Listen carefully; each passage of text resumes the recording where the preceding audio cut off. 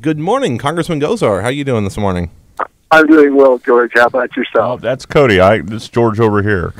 And there's Johnny over here as well, if anybody cares. But Johnny, George, and Cody. Good morning, sir. There's a lot happening. I think everybody is looking at Libya.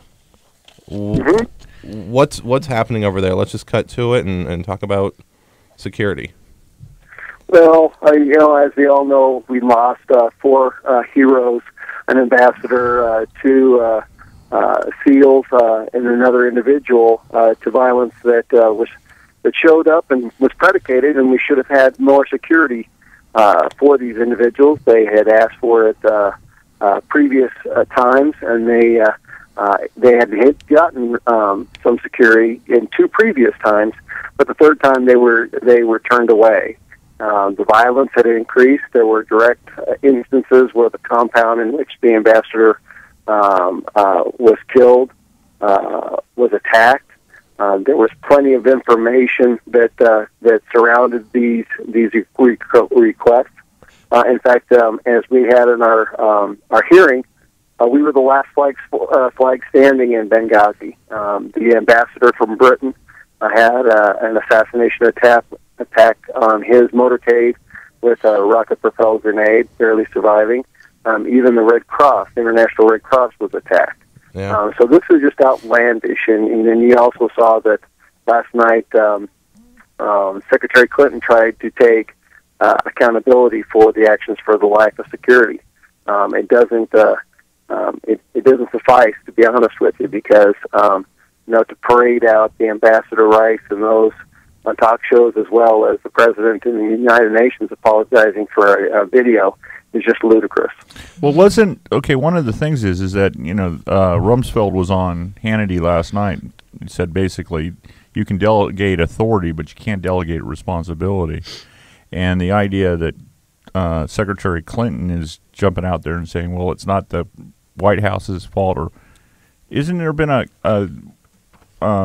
Vice President Biden came out and said that they didn't hear anything about this at all. Is it because they didn't go to their hearing, the intelligence briefings, or is it because they're not telling people like him anything? Well, the thing about it is we saw the same type of analogy in Fast and Furious, where they were presenting Mr. Holder all this information and he didn't read his memo. So I mean, this is a clear continuation of this. But in our hearing we had Undersecretary Lamb, who said that they were watching this almost in real time, and were horrified by it. You don't lose an ambassador, and you do not tell the president and the vice president what's happening. He went to bed. They said he went to bed. Congressman Gozar, was there a realistic expectation of an escape plan or a safety evacuation plan out of there? I mean, did they have something in place where that could have happened? Well, they had tried. Just remember that the United States had purchased this property earlier on, and so it's a big compound. It's got some problems. So it's not what we would consider a embassy ready. There were some things that they had to do, and there was divided people. So this was something that the United States had just purchased in Benghazi.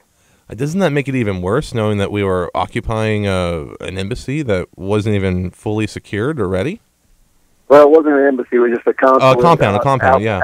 Outpost. But we knew, intelligence knew that we had Al Qaeda outposts in Libya through this area, and they saw the individual problems that were associated with this, and they still did nothing. That's what the shame is that we lost 4 people when we shouldn't have. Right.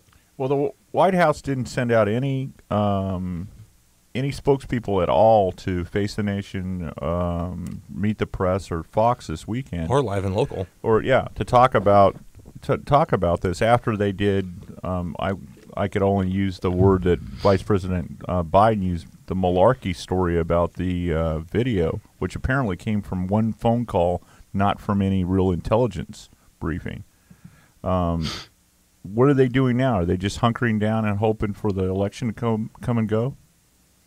Well, we never get answers with this administration, but you also have a debate, coming this evening, and isn't it interesting that Ms. Clinton comes forward trying to dispel the rumors, and I'm sure what they're going to do is throw her under the bus, saying, there was mistakes made. Ms. Clinton is acknowledging that.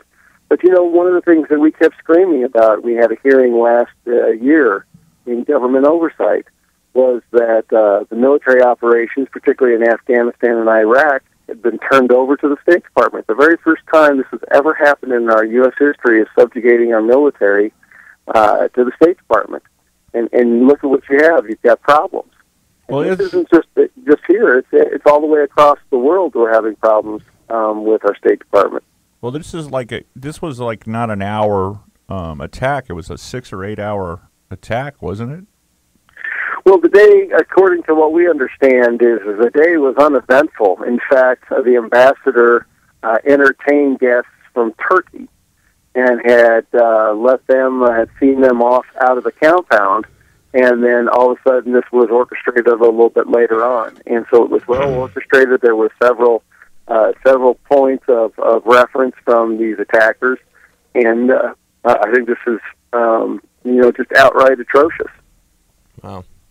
It is 6:32. We're speaking with Congressman Paul Gosar, and we're really speaking about the tragedy in Libya and, how we're going to come out of that. But the hearings last week, you had a number of people, including the intelligence community and State Department people under oath, that contradicted completely what the original story was.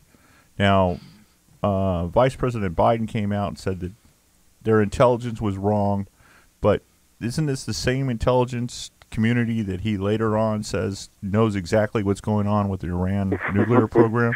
I mean, it's not two separate ones. It's the same intelligence community in the Mideast.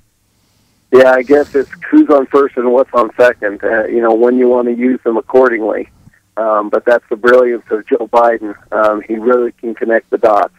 But it's, they threw the intelligence community under the bus and tried to dispel, because no one in this administration accepts responsibility. They pass the buck and try to blame somebody else for it. But you brought it up earlier. Here's a president that doesn't do, I think he's barely half of his foreign affairs briefings and defense briefings. Here's a guy who doesn't even meet with business people. That is not a hands-on type of an individual. So we don't need a person that's going out and talking on the talk shows. So we need somebody that's going to be president of the White House, making tough decisions, holding people accountable, and making sure that our men and women that are out there in the world defending the privileges of America have the resources and protection that they deserve. Well, actually, he's more in line with the problems between the two black singers. They were having a problem. That was one of the things they asked, whether or not he could mediate that dispute, the two gals. So it was.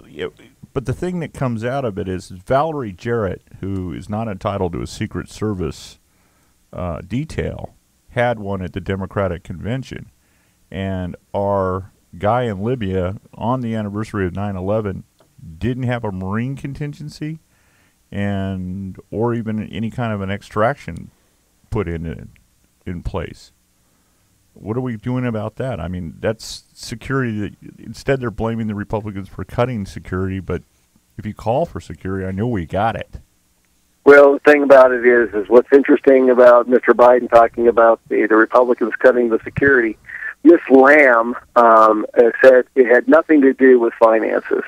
And if they really want to go a step further, there was actually more Democrats on the amendment to cut the State Department's budget than there were Republicans. So, I mean, there is no, finger pointing along those lines. But she said they had nothing to do with finances. When you look at what we had a comparison there was the contingency of support that we had in Iraq versus what we had in Libya. It's far worse of a dictation for them to try to support what their actions were all about. I mean, it's just disdainful. And I mean, even in our hearing, Ambassador Kennedy tried to support and try to dispel the rumors, and he got caught up in the trouble. So, I mean, this is just something that doesn't have a support from anywhere or anybody. It does not match up with rhyme or reason and proper protocols, and it's shameful, absolutely shameful. Well, I went to school with Bolt with the Ambassador Stevens. We took international law together at Berkeley, and I've never met a better guy to be in this area. He was loved by everybody in the Libyan area and was able to put the tribes together that were going to fall apart. So it is kind of, he had to have been targeted by Al-Qaeda because he was a peacemaker. I mean, isn't he the first ambassador to be killed since maybe the Carter administration? Yeah, since the 70s. And yeah, you're exactly right. Ambassador Stevens has a real flavor with Arizona connections. Some of his family lives up in the Prescott area. You got to know him. Here's a real genuine man that really put his life on the line to try to work with people for the democratic principles that we stand for. It's just shameful what transpired here. And here's a guy, that in diaries that CNN had found was worried about his life. There was plenty of instances where they could have interceded. It's just, can you imagine that we couldn't secure a crime scene for 3 weeks in Benghazi? No, that CNN could get the stuff before the FBI could even get there. Absolutely. So here's the guy in the White House who is the last guy who dictates who gets taken out by a drone. So he gets to sit there and dictate that and watch that. Yet he couldn't secure a crime scene with military force in Benghazi until 3 weeks afterwards. Shame on the president. All right. Congressman Gozar, we know that we're conscious of your time, so we don't want to go over. But I do have one other question for you, and it regards, Middle East and security. And it's been reported that 1 in 10 local contractors working on the ground in Afghanistan on the bases are actually members of Al-Qaeda. And is 10% too much, and is Washington doing anything about this? Well, one of the things that we're trying to do is make sure that our forces have the principal resources that they deserve to protect themselves. And when you look at some of these attachés that we try to turn over security to local forces, there is a definite difference between a Libyan soldier that has a gun versus our special ops officers and our military. So one of the things that we're questioning is are we subjugating people that are employees that are working on behalf of the federal government to undue forces and to undue harm based upon not having proper security? Harm is out there. We should understand that, and I think that was another thing that was brought up into the hearing, was that how many of the RPGs are now missing out of the Libyan stockpile. Right. It's scary and dangerous. Also, can you thank Jeb and April for getting you on this morning? We called you at the last minute this weekend. Anytime, guys. Yeah, I will certainly do that. But it's always a pleasure because the more you will ask, we will happily give you the information that we have at our fingertips. I also want to let you know one real quick thing is, in that hearing, Congressman Chaffetz kept interrupting the State Department and Ambassador Kennedy, Miss Lamb and Kennedy, that they were giving out special information restricted. And that actually came about. We restricted the information they were trying to present, and actually the intelligence community did confirm that they were actually giving out secret information during the hearing, which is atrocious as well. Yeah, wow. Yeah, he pretty much had a meltdown when he started seeing what it was actually coming out. It shouldn't have come out. Well, Jason went to Libya the weekend before, not this last weekend, but the weekend before the hearing. And, his comment is what these people endured in their last 4 hours of life was atrocious. And he wells up. He was not allowed to go to Benghazi. He had to only go to Tripoli because it was not safe enough. Well, the ambassador was beaten, raped, and dragged through the city. That's an act of war by every law, including the Geneva Convention and the UN Charter. I mean, Well, the Romans would have salted the ground and burned everything and sold everybody into slavery. well, I don't think we do that anymore. Well, the thing I say is that I hope people take a moment to say a little prayer for the ambassador and those that lost their lives.